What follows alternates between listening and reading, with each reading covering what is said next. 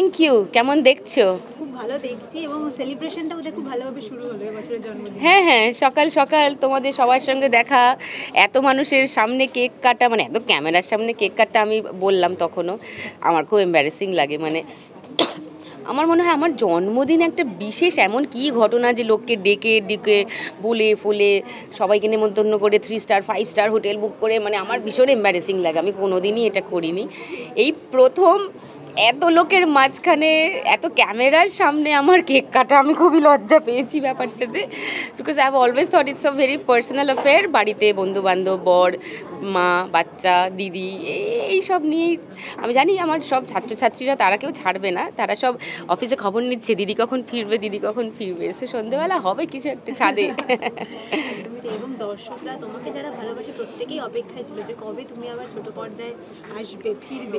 তো এই প্রজেক্টটাই কেন বেছে নিলে একটু? এটা ঠিক যে অনেকের কাছ থেকে আমি সারাক্ষণ শুনি যে তোমাকে টিভিতে দেখতে পাই না কেন, সুদীপ্তা আপনাকে টিভিতে দেখতে পাই না কেন।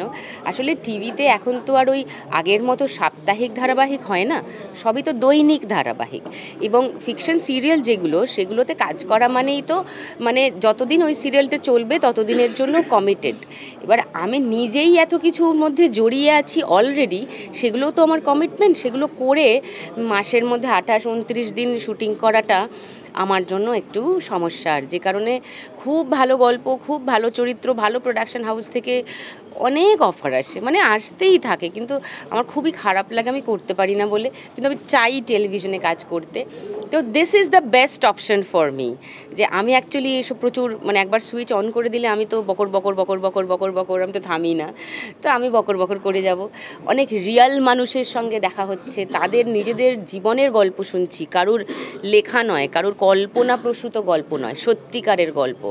এবং চোখের সামনে দেখছি একটা একটা মানুষকে মানে চেঞ্জ হয়ে যেতে, প্রচণ্ড খুশি হয়ে যেতে, নিজের জীবনের কথা এসে বলছে। আমি চেষ্টা করছি তাদের মতো, আমার মতো করে তাদের কন্ট্রিবিউট করতে, সাজেশনস দিতে। হ্যাঁ, তো খুব ভাল লাগছে, খুব। This is the best option for me.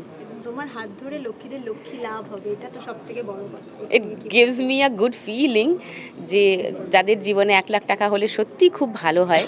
হ্যাঁ, তাদেরকে আমি তো কেউ না, নিমিত্ত। মানে আমি তো সান বাংলা নই, শোটা কনসিভ করেছেন সান বাংলা টিম, তো শ্রেয় তাদেরই যাওয়া উচিত।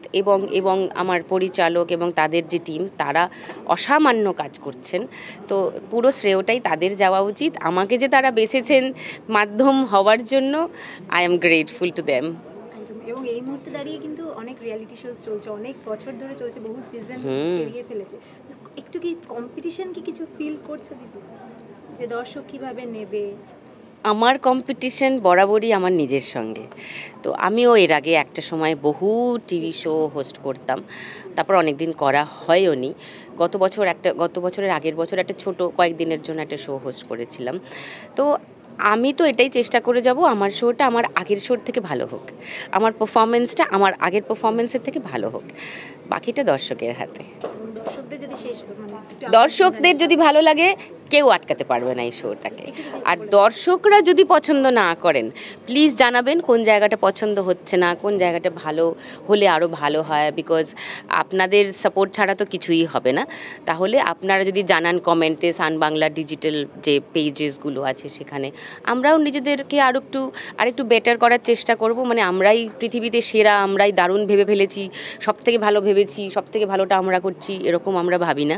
তো নিশ্চয়ই আপনাদের সাজেশন নিয়ে আরও চেঞ্জ করব দরকার হলে, যাতে আমরা আপনাদের পছন্দ মতো করতে পারি। কারণ টিভিতে আমি নিজে বানিয়ে আমি আর শুভঙ্কর যে নিজের বাড়িতে বসে তো দেখবো না, আমরা তো চাইছি দর্শক দেখুন, সান বাংলায় দর্শক বাড়ুক, সান বাংলার দর্শকদের পছন্দ হোক শোটা। মানে রোজ সকালে উঠে যেমন দাঁত মাজেন, তেমনি রোজ সন্ধ্যেবেলা 6টা বাজলেই যেন সান বাংলাটা খোলেন। এটাই আমাদের টার্গেট। সেটা যদি আমরা অ্যাচিভ করতে পারি, I will be the happiest.